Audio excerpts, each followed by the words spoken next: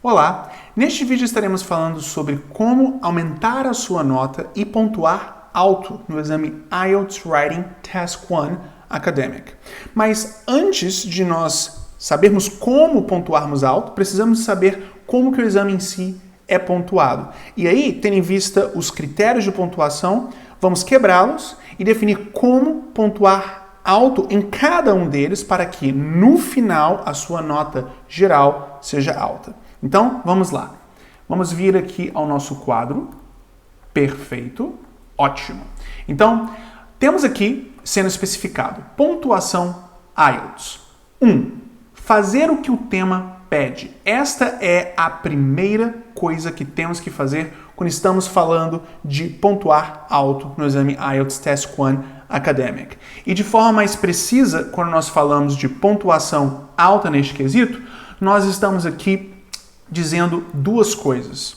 Vou aqui então no meu quadro e escrever. Primeiramente, estamos aqui falando de overview e igualmente o destacar de pontos vitais. Então, começando do começo. O que é o overview? Overview é nós estarmos, em especial no primeiro parágrafo, passando a impressão que compreendemos o que os dados como um todo do tema Task 1 Academic que temos em mãos, de fato, apresenta. Temos dados que abrangem provavelmente determinados períodos, abrangem determinadas coisas em particular e precisamos de passar ao examinador a compreensão que entendemos os limites disso, entendemos até que ponto, de que data até que data determinado grupo de dados, que é o dado que nós temos ali no tema, está nos mostrando, quais são os elementos abrangidos por estes dados, qual é o escopo de tudo. Pois bem, isto é o overview que demonstramos logo no começo da nossa produção. Igualmente, temos o destacar de pontos vitais. E o que é isto? Isso é uma questão que nós trabalhamos ao longo da produção, depois do primeiro parágrafo, onde que nós damos ênfase a os elementos que mais se destacam no meio de todos aqueles dados demonstrados no tema. Isto demonstra ao examinador que nós compreendemos a um nível mais granular os dados. Por quê? Uma coisa é compreendermos o que os dados de uma forma geral apresentam. Outra coisa é conseguirmos separar o joio do trigo e destacar os pontos mais importantes e, assim, os enfatizar em nossa produção escrita. Isso demonstra talento e isso é o que nos faz, de fato, dar o nosso melhor e tirar uma alta nota no quesito fazer o que o tema pede. E podemos até mesmo destacar uma última questão aqui que abrange isto, que é o não dissertar. Ou seja, é importante compreendermos que no Task 1 Academic não estamos aqui lidando com uma dissertação, não estamos então argumentando os motivos pelos quais os dados mostram o que mostram. Então, nós na realidade precisamos de simplesmente fazermos uma análise que seja inteligente, mas ao mesmo tempo fria com o que temos em mãos, com o tema que temos em mãos, tudo bem? Perfeito. Agora, o próximo ponto que precisamos de prestar muita atenção é o ponto da coesão e da coerência. E nós aqui vamos então estar lidando com eles. Somente um momento, voltando aqui ao quadro. Quando falamos de coesão e coerência, nós estamos, em termos de coesão, falando de organização. Então, vamos aqui colocar no nosso quadro que, em termos de coesão, estamos falando de organização. Ou seja, um texto bem organizado, um texto que esteja com suas ideias claramente ali expressadas em cada parágrafo. Tudo bem? Agora, coerência é a cola entre esses parágrafos, ou seja, a transição entre ideias. Vamos somente aqui melhorar a escrita. Transição entre ideias. Ideias. Ou seja, considere que o que você apresenta em cada parágrafo é uma ideia. E você precisa de uma cola, uma transição boa entre um parágrafo e outro, ou seja, entre uma ideia e outra. E quando você faz essa transição de uma ideia para outra de uma forma lógica e clara, você tem coerência, você tem lógica, tudo bem? Você, ao nível lógico, tem clareza. Então, é isto que nós denominamos quando falamos de coesão e coerência, tudo bem? Quando falamos de vocabulário, nós, na realidade, temos aqui simplesmente a necessidade de estarmos prestando atenção em, primeiramente, a utilização de sinônimos e paráfrases. Então, vamos aqui rapidamente apagar aqui, sinônimos e paráfrases. Então, vamos aqui colocar uma seta. Sinônimos e paráfrases. Ou seja, você tem a necessidade de utilizar palavras diferentes, mas diferentes do quê? Primeiramente, diferentes das palavras apresentadas pelo tema do Task 1. E igualmente diferentes de palavras anteriores que você mesmo utilizou no texto para descrever algo. Então isso significa que se, por exemplo, ao longo do seu texto você está se referindo a uma coisa, ao se referir a ela novamente, você não pode utilizar as exatas mesmas palavras. E também não pode utilizar palavras apresentadas pelo tema, demonstrando, portanto, uma flexibilidade que é importante. Tudo bem? Ou seja, sinônimos e paráfrases. Agora, dentro deste elemento de vocabulário, também temos o elemento de spelling. Ou seja, a soletração. Se você tem erros de spelling acontecendo na sua produção, definitivamente você vai ter uma produção bem limitada em termos de performance. Então, é crítico que você desenvolva, paralelo a todo o seu processo de escrita, o spelling. Tudo bem? E é muito importante compreendermos que writing, escrita, é spelling, mas também coesão, coerência, fazer o que o tema pede e gramática. Agora, spelling, por si só, é somente uma coisa. É você escrever uma palavra com as letras corretas, independente do que vem antes ou depois. Pois bem, isso, portanto, faz com que seja completamente possível alguém ter um excelente spelling e um péssimo writing, ou um excelente writing e um péssimo spelling. Então, é muito importante compreendermos que o spelling é uma habilidade à parte que precisa ser desenvolvida à parte também, ou seja, soletração. Então, vamos aqui destacar o que é spelling. Soletração. Tudo bem? Agora, gramática. Quando nós falamos de gramática, que é o último elemento que abrange a pontuação, nós, na realidade, podemos compreender a gramática como sendo dois elementos em termos dessa pontuação. O primeiro é o você estar utilizando uma variedade de sentenças, ou seja, o domínio dos tipos de sentença da língua inglesa. Isto abrange sentenças condicionais, sentenças preposicionais, que nós vamos estar aqui abrangendo. Tudo bem? Além disso, no que diz respeito à gramática também, temos o elemento de precisão. E isto abrange precisão em termos de tempos verbais e, claro, a posição de palavras, como, por exemplo, advérbios na sentença.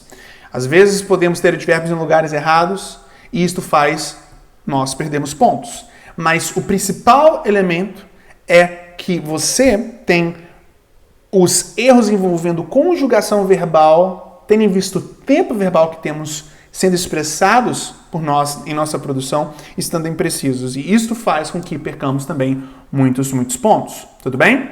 Agora, nós aqui temos a necessidade de compreendermos, em termos de tudo isso que foi abrangido, que a maior parte das pessoas não está precisando de um total no IELTS. Em especial, se o seu objetivo é fazer o academic, é bem provável que a nota que você precisa é o 6.5 ou 7 no máximo. Mas vamos colocar o que 80 a 90% das pessoas precisa no exame. 6.5 no exame IELTS Reading. Isto faz com que você tenha que ter uma nota equivalente ao nível B2 Plus no padrão comum europeu, ou seja, um intermediário avançado. Então, claro que os elementos que nós vamos estar aqui abrangendo têm o objetivo de elevar a sua nota para um 7.0, 8 ou, se você até mesmo ter um pouco de sorte, total, 9. Mas é bem provável que você não vai precisar, para os seus objetivos pessoais, de ter absolutamente tudo que nós vamos aqui abranger estando perfeito em sua execução do Task 1 Academic para você conseguir o resultado que você pessoalmente precisa para o seu objetivo pessoal. Então, é muito importante termos este ponto em mente, tudo bem?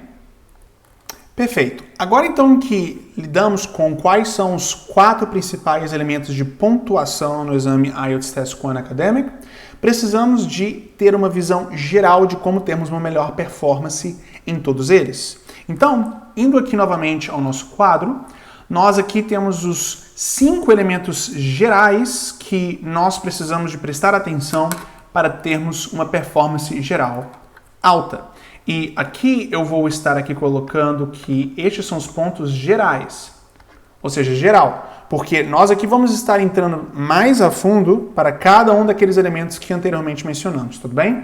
Mas de uma forma geral, você tem, primeiramente, sentença sem erro sendo o principal elemento que define uma performance.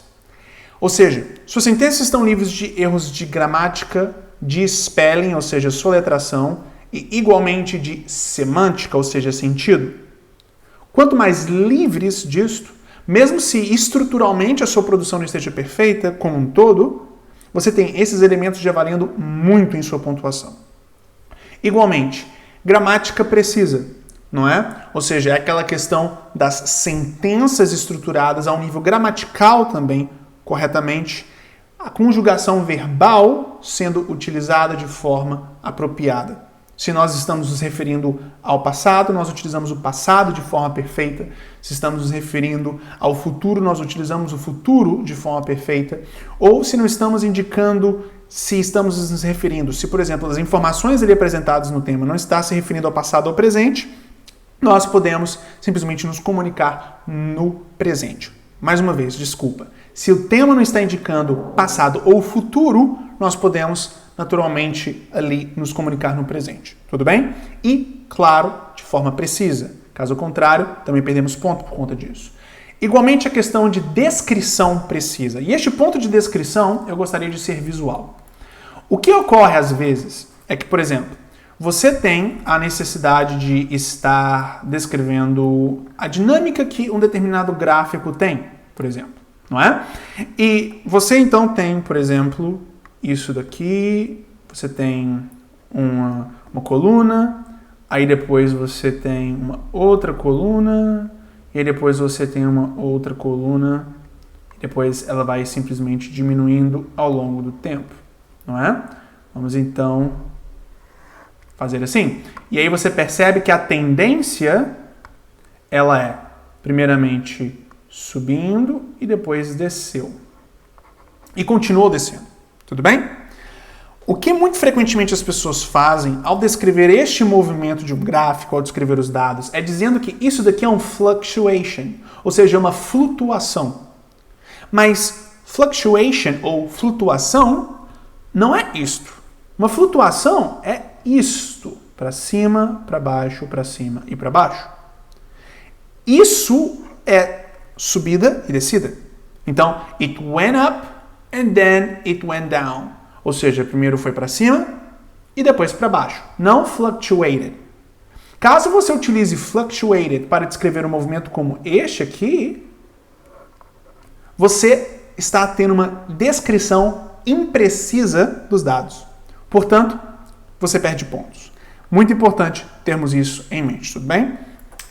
Igualmente, você tem este ponto aqui que é o ser mecânico sendo crítico. Ou seja, não ser mecânico na sua descrição. E o que nós queremos dizer quando falamos de não ser mecânico?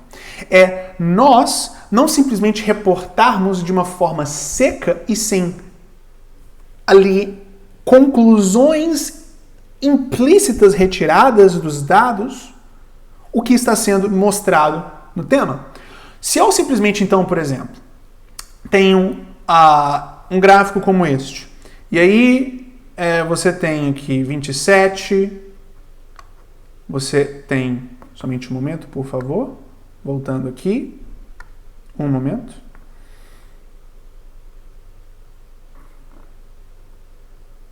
Excelente. Então, voltando aqui ao que nós estávamos fazendo.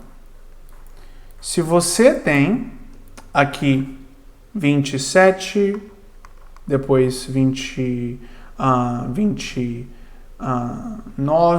depois aqui novamente 27, depois aqui 25 e depois aqui 20, por exemplo.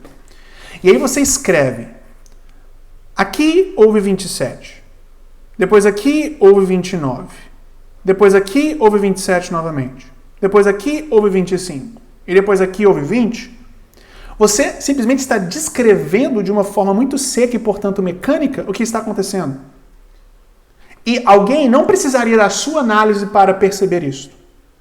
Agora, se você tira uma conclusão implícita de algo implícito, definitivamente você tem ali uma análise dos dados ocorrendo de uma forma não mecânica. Tudo bem? Então, não seja mecânico simplesmente listando coisas que a pessoa consegue ver por si mesma, mas busque abstrair dos dados informações que a priori a pessoa pode talvez não ver. E nós vamos ver aqui exemplos mais reais e palpáveis disso, mas o elemento de não ser mecânico também é crítico. E por último temos o ponto de comparação. É importantíssimo você comparar as diferentes informações entre si. E um elemento comum em todos os exames IELTS Task 1 Academic é que nas instruções você tem compare the information, report and compare when relevant. Ou seja, compare e reporte quando relevante. Ou seja, você definitivamente, quando relevante, ter elementos dos dados sendo comparados entre si. Porque isso demonstra o nível mais alto de interpretação possível desses dados.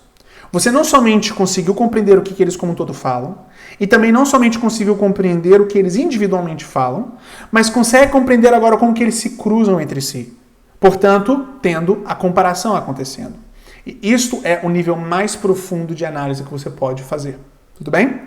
Então, temos aqui o como, de uma forma geral, aumentarmos a nossa nota em Task 1 Academic. E agora nós vamos voltar para cada um daqueles 4 elementos que havíamos falado sobre em termos da pontuação e vamos buscar ver como podemos aumentar a nossa performance em cada um deles individualmente. Tudo bem? Perfeito. Então agora vamos ver de uma forma precisa como nós aumentamos a nossa performance no primeiro quesito de Task Achievement, que é aquele primeiro elemento que eu trouxe, que é o elemento de fazermos exatamente o que o tema pede. Então vamos vir aqui para o nosso quadro. Primeiramente, a primeira questão que nós precisamos de fazer é uma contagem correta de palavras. Caso você na realidade perceba em um tema Task 1 a quantidade de palavras que ali são pedidas, você vai ver o tema ali pedindo, no mínimo, 150 palavras. E o ideal é você ter uma produção que gira entre 160 e 180. Não menos do que 150, porque caso contrário você vai perder reais pontos só por conta disso. E não excessivamente mais do que 180, por exemplo, você ter uma produção que tenha 250, 300, 350 palavras, porque você tem a real probabilidade de uma boa parte dessa produção nem ao menos ser lida, o que te fez desperdiçar tempo. E o que você menos tem no exame IELTS é tempo para desperdiçar, não é? Então, você respeitar a quantidade de palavras, isto é crítico. Se você está fazendo o exame no computador, você vai ter um contador automático ali mostrando quantas palavras você está escrevendo até o momento. Agora, caso você tenha o exame à mão para fazer, que tem as suas vantagens, honestamente, você pode considerar que ter a perspectiva de 25 linhas, uma produção de 25 linhas, é muito bom. Ou seja, você ter o texto quebrado, seja em quantos parágrafos você quiser, nós vamos ter uma estratégia unificada aqui sendo explicada, mas ter o seu texto quebrado, independente de quantos parágrafos, mas totalizando 25 linhas, te permite ter um texto que, considerando o tamanho normal de alguém ao escrever à mão, vai de entre 160 a 180 palavras, tudo bem? Perfeito. O próximo elemento é termos a descrição, mais uma vez, o próximo elemento é termos um bom overview. Perceba que aqui temos a listagem de coisas que nós já falamos, mas eu somente estou as colocando aqui para você compreender que elas se encaixam no aumento da categoria Test Achievement, ou seja, na categoria de estarmos tendo uma melhor performance em termos de fazermos exatamente o que o tema pede, tudo bem? Então, o bom overview é aquilo que nós já abrangemos, que é você ter, em especial no primeiro parágrafo, uma boa descrição geral dos dados. E nos modelos de produção que nós vamos aqui estar lidando, você verá isso na prática. O próximo é o elemento de descrição exata, que também já listamos. Descrição exata no sentido de você descreve corretamente o que está ali a acontecer nos dados. Você pode escrever, como já dei no exemplo, fluctuation, ou seja, flutuação ao longo de um gráfico, sendo que você não tem uma flutuação acontecendo. E isso, portanto, faria com que você teria menos pontos neste quesito, que é o quesito de fazer o que o tema pede. O próximo ponto, também já mencionado e que agora se encaixa neste quesito de task achievement, ou fazer o que o tema pede, é sem dissertação. Você não está aqui para indicar motivos pelos quais o gráfico faz o que faz, tudo bem? Você simplesmente está aqui para fazer uma análise fria e objetiva dos dados. E por último, também já mencionamos comparação, mas agora você está ligando ao Task Achievement, ou seja, você ter a data ou data, as informações sendo devidamente comparadas entre si, demonstrando aquele nível superior de análise com o cruzamento dos dados através dessas comparações. Tudo bem? Agora eu quero lhe mostrar de uma forma mais exemplificada o que é este processo de escrever de uma forma mecânica e como evitar isto. Então, perceba que nós temos aqui uma primeira sentença, ou melhor, uma primeira frase que podemos interpretar como mecânica. Então vamos colocar aqui mecânica. E uma segunda frase uma segunda ideia sendo expressada de uma forma não mecânica. Então, vejamos este exemplo de uma descrição mecânica. In 2005, 50 million students participated in postgraduate programs. In 2010, this number of students jumped to 75 million. By 2015, the number of students increased to 95 million. Finally, in 2020, the number of students in postgraduate programs decreased slightly to 80 million. Perceba que a pessoa está simplesmente aqui reportando de uma forma seca a informação. Ela diz, neste ano, isso. Naquele ano, isso. Naquele outro ano, isso. E naquele outro ano, isso. Isso é mecânico. Lembra que eu falei que a escrita não mecânica é uma escrita que envolve você concluir coisas implícitas? Então vejamos aqui o exemplo que está sendo dado de forma não mecânica desta mesma ideia. Interestingly, over a 10-year period, 2005 to 2015, the number of postgraduate students nearly doubled. Então agora veja, interessantemente, ao longo de um período de 10 anos, de 2005 a 2015, o número de estudantes de pós-graduação quase dobrou. Perceba, portanto, aqui como que efetivamente tivemos o exato mesmo dado, a exata mesma informação sendo reportada, só que de uma forma mais abstraída, de uma forma mais objetiva, e é aqui que temos o elemento que é implícito, mas foi tirado pela pessoa. Doubled, duplicou. Não está sendo dito de forma clara pelos dados que duplicou, mas você pode interpretar após lê-los que duplicou. Tudo bem? Perfeito. É isto que nós denominamos de uma descrição não mecânica. Agora eu gostaria de lhe mostrar um exemplo de algo bem estruturado em termos de sentença. Uma sentença que seja, por exemplo, 5.5 ou 6 e igualmente uma mesma ideia que equivale a uma nota, por exemplo, 7 ou 9 ou 8 no IELTS Academic Test 1.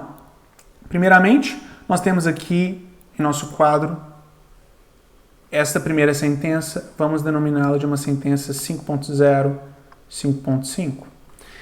100,000 men went to university in 2002. 200,000 women went to university in 2002. Perceba que temos inclusive repetição, 2002, 2002. Você tem aqui um formato onde que temos university aqui novamente também sendo repetido, ou seja, é aquele elemento de descrição mecânica, só que ao quadrado, com repetição de vocabulário. Tudo bem? Agora, vamos aqui pegar uma sentença que expressa a mesma ideia, só que em um nível, no mínimo, 7.0. Tudo bem? 200,000 women matriculated to university in 2002, surpassing the number of men attending in the same year by exactly 100,000. Então perceba que você tem definitivamente aqui coisas interessantes, como em especial uma comparação. Porque foi feita uma comparação direta entre homens e mulheres aqui, indicando, portanto, que as mulheres superaram os homens em termos de quantidade de pessoas matriculadas na universidade em 2002. E igualmente perceba que não há repetição. Então vamos aqui também deixar aqui claro, sem repetição, sem redundância, não é? Pois bem, este daqui então é um exemplo claro de produção na performance que você quer. 7.0, por exemplo. Tudo bem? Sem repetição, sem redundância, precisão. Perfeito. Essa daqui é a parte 1 do nosso vídeo de como efetivamente melhorar a sua nota em IELTS Test 1 Academic. Nós vamos agora para a parte 2, vamos estar indo para a segunda parte, onde que abrangeremos os outros elementos que foram no começo desse vídeo listados como sendo os elementos de scoring e igualmente como termos alta performance em cada um deles, tudo bem? Obrigado.